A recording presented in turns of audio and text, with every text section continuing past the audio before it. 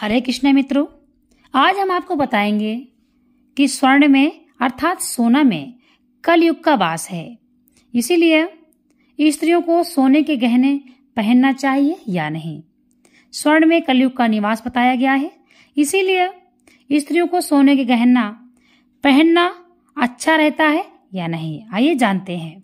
गहना पहनने में कोई दोष नहीं दिखता है। स्वर्ण को पवित्र माना गया है। स्वर्ण के अभिमान में कलयुग का निवास है। अब दूसरा हमारा प्रश्न है कि सुख भोग की इच्छा क्यों होती है। शरीर के साथ संबंध मानने से अर्थात शरीर को मैं मेरा और मेरे लिए मानने से ही सुख भोग की इच्छा होती है। कामना और ममता मुझ में है या नहीं, इसका पता कैसे चलेगा। अगर हृदय में कभी अशांति या हलचल होती है तो समझना चाहिए कि भीतर में कामना है। हमने और अपने और पराये का भेद ममता के कारण होता है। जिसमें ममता होती है उसी का आने पर असर पड़ता है। इसीलिए तुलसीदास जी एक चौपाई लिखे हैं, समस्त सृष्टि में भगवान है। चौपाई कौन सी है। सीताराम मैं सब जग जानी, करहूं प्रणाम जोरे जुगे पानी। समस्त सृष्टि में ईश्वर व्याप्त है। हर जीव ब्रह्म है, ईश्वर परम ब्रह्म है। ब्रह्म से भी प्रेम होना चाहिए, परंतु समानता की भावना होना चाहिए। दूसरा प्रश्न है, सुख की कामना और आशा में क्या अंतर है। सुख की कामना और आशा में क्या अंतर है। सुख मिलने की तथा दुख ना मिलने की कामना होती है। सुख सभी चाहते हैं, पर क्या कोई चाहता है कि मुझे दुख हो। क्या कोई चाहता है कि मैं बीमार हो जाऊं। क्या कोई चाहता है कि मेरे घर में पैसे की तंगी आ जाए। क्या कोई चाहता है कि मेरे घर में नित्य कलेश हो। आप ही बताइए, कोई नहीं चाहता है। सुख मिलने की तथा दुख ना मिलने की कामना होती है और सुख मिलने की संभावना होने से आशा होती है। हमारा दुख मिट जाए यह कामना करनी चाहिए या नहीं। बहुत ही गहरी बात है, समझने का विषय है। हमारा दुख मिट जाए यह कामना करनी चाहिए या नहीं करनी चाहिए। यह सारे जो हम प्रश्न आपको बता रहे हैं उत्तर, ये भगवत गीता से ही संबंधित है।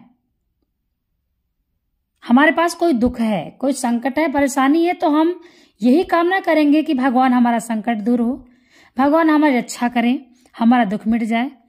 परंतु क्या करना चाहिए ऐसी भावना कि हमारा दुख मिट जाए या नहीं करना चाहिए। कोई भी कामना नहीं करनी चाहिए।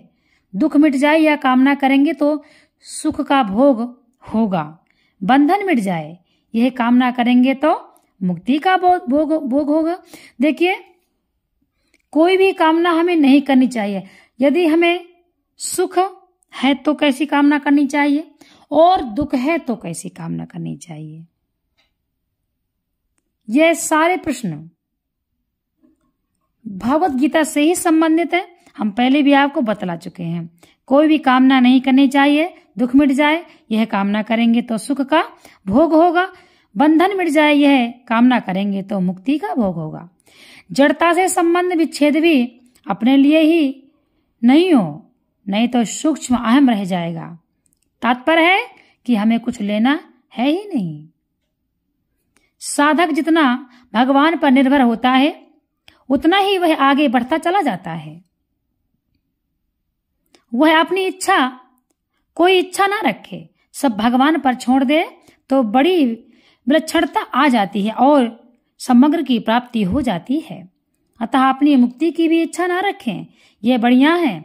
जैसे नरसिंह जी को भगवान शंकर के दर्शन हुए थे तो उन्होंने कुछ भी नहीं मांगा, प्रत्युत यही कहा कि आपको अच्छा लगे वही दो।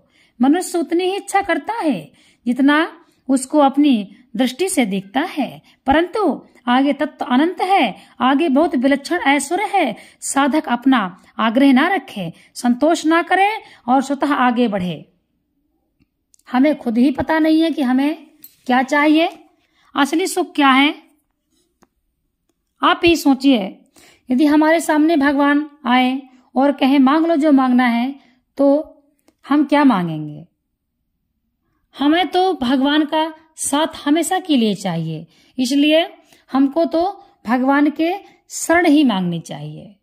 भगवान हमेशा अपने चरणों में मुझे स्थान दे और इसके सिवा मुझे कुछ भी नहीं चाहिए, क्योंकि इस संसार के लिए यदि हम कुछ भी मांग लें तो क्या वो स्थायी रहने वाला है?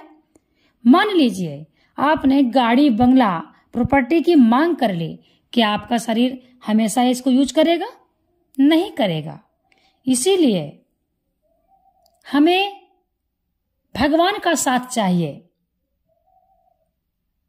भगवान कल्प वृक्ष हैं और मनुष्य मात्र उसकी छाया में रहता है, फिर भी मनुष्य की सब इच्छाएं पूरी क्यों नहीं होती? अब देखिए, कल्प वृक्ष यहां पर बताया गया, भगवान कल्प वृक्ष है और जिसके पास कल्प वृक्ष होता है वो तो जो मांगेगा उसे वही मिलेगा। परंतु हमारे साथ ऐसा क्यों नहीं होता है कि कल्प वृक्ष से तो जो मांगो वही देता है, भले ही उसमें हमारा हित ना हो, पर भगवान वही देते हैं जिसमें हमारा हित हो।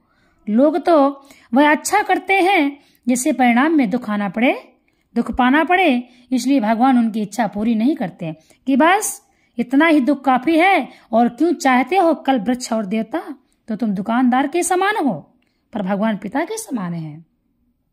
क्योंकि ऐसा क्यों कहा गया कि हमें जो पता है कि ये हमारे लिए अच्छा है, आवश्यक नहीं कि वह हमारे लिए अच्छा ही हो, और यदि हम वह कल्प वृक्ष से मांगेंगे तो वह हमें दे देगा, उसका काम है देना।